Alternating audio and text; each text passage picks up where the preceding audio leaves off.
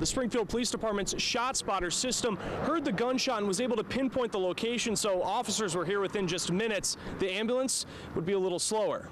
And you just get an idea of how high this snow is. And when you take a look at the front door of this house, you see that giant pile of snow, and that mound of snow blocked that entrance last night for firefighters to get in and for the residents inside to get out. 5 murders in the month of July alone, 3 of which police believe to be involved with gangs. And that's why city officials met here at City Hall today to talk about turning the heat up on gang violence and stopping the crime in Springfield. You see the windows that are blown out on the ground. There's debris, roofs that are destroyed, but it shows how specific the track of this tornado was, because if you walk into the apartment here on Union Street, it's as if nothing ever happened. Jennifer, we're on East Silver Street here in Westfield. The road blocked off by police. I'll step out of the shot for you right now. If you take a look over there, you can see some clothes, some shoes on the side of the road. Now, we presume that that is from the pedestrian who was rushed to the hospital. Now, this storm may not have been as strong, but as you can see, it packed a powerful punch.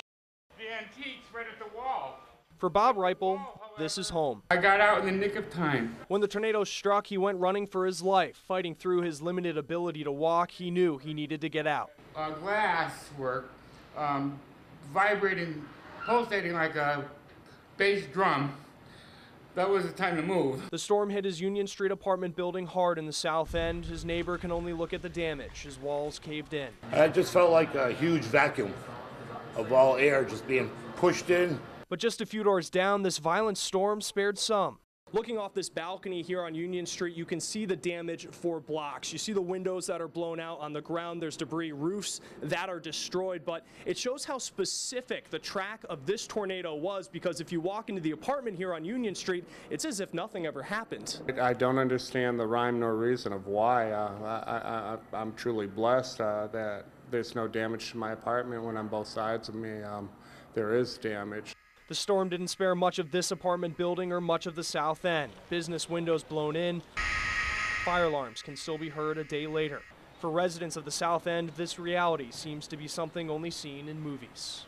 And I was joking around talking about Toto and Ruby Red Slippers, but never expecting to come into this. Driving in here was like driving through a movie set of a Terminator movie. Only see on CBS 3. Every Friday, it's replayed every Friday in my head. Sometimes throughout the week, it's really fresh. Months later, Tanya Knighton's memories of the night her brother Tim was killed are still clear. But for the first responders dispatched to save his life, finding him was far from clear. Within minutes of the shooting on August 6th, someone made the call to Springfield's 911 dispatch center. 911, report the line. Where's your emergency? We need an ambulance right away to 90 Oak Street. Someone just been shot. A few minutes later, another call. I don't know, he's just laying on the floor. I don't know where he's at. He's laying on the floor. 911. He's just laying on the floor. Hurry up, hurry up. Knighton was shot behind this apartment building on Oak Street. The Springfield Police Department's shot spotter system heard the gunshot and was able to pinpoint the location, so officers were here within just minutes. The ambulance would be a little slower. Electric credit line. Hi, Kitty. We're going to need you at 90 Oak Street for a victim with gunshot wounds. In the Orchard? Yes. The ambulance was headed to Oak Street in Indian Orchard, but the shooting was 6 miles away on the Oak Street off State. As minutes passed, officers on scene called for the ambulance, which police call a 7 to get there faster. Gotta have that 7 step on it, upper abdomen in the middle of the chest. Okay, they have been notified to go lights and siren and step on it. Then, 10 precious minutes after the first 911 call came in, the AMR dispatcher and the Springfield police dispatcher realize the ambulance is on the wrong Oak Street. They're trying to find it. Is there any other intersection or anything? I mean, they're in the area, but for some reason they can't see you guys. Walnut and Oak? We were told the Orchard. Yeah, it is in the Orchard. Okay, there's no cross of Walnut Street in the Orchard. Right, they're saying that they don't know where it is. She's telling me the Orchard, but she's giving me Walnut Street as a cross. Okay, it's in Springfield. It's in Springfield.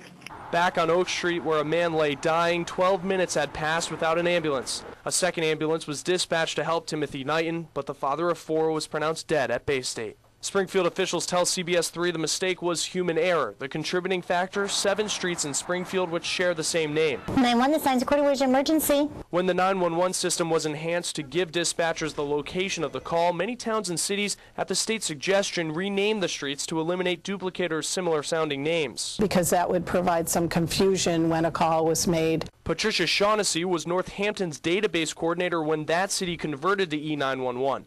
Like Springfield, Northampton has multiple duplicate streets, including 3 main streets. Shaughnessy's committee recommended renaming the duplicate streets. It would have been productive to have one main street. But the Northampton City Council decided not to rename, instead choosing to add more information to the address, which pops up during a 911 call, so dispatchers could see it was Main Street in Florence, not Main Street downtown. Springfield also refused to rename, but did add information to its address database too. But as the Oak Street shooting proved, mistakes can still happen.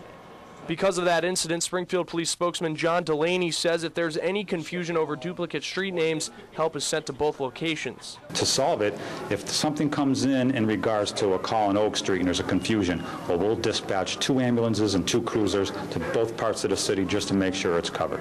That policy wasn't in effect the night Timothy Knighton died and an ambulance went to the wrong Oak Street. His sister believes renaming, no matter how complicated, is the only way to prevent this mistake from happening. It's just, I'm upset about this situation, and it shouldn't happen ever, because the simple fact is there being 2 streets so closely together, but yet so far apart in an emergency is horrible. On Oak Street, Chris Stewart, CBS 3, Springfield.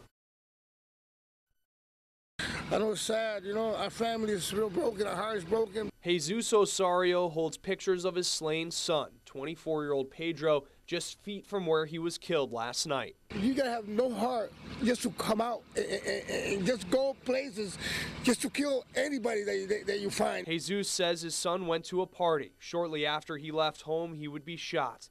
Police found his body outside 40 James Street with a gunshot wound to the chest. Police say the gunman sped off in a van. As paramedics rushed to revive the 24-year-old, witnesses could only watch him lay on the street. He just wouldn't get up, and it was just so sad to look outside the window and see that poor man laying there on the ground. James Street is no stranger to violence. Almost exactly a year ago, 17-year-old Justin Gordon was shot and killed 3 houses away from where Osorio was murdered. Yeah, it worries me because I got a son, a 9-year-old. Maria Rivera lives too close to the violence. Osorio was shot in front of her house last night, and she's had enough. I want to get out of here. I live here for 19 years, and I just don't want to be here no more. This time, the violence has left a 5-year-old and a 2-year-old without their dad. My granddaughter came last night and told me, Grandpa, you know, Daddy's gone, you know. My dad is gone, you know. That really kills me because, you know, what can you do? You know, in a situation like this, what can you do?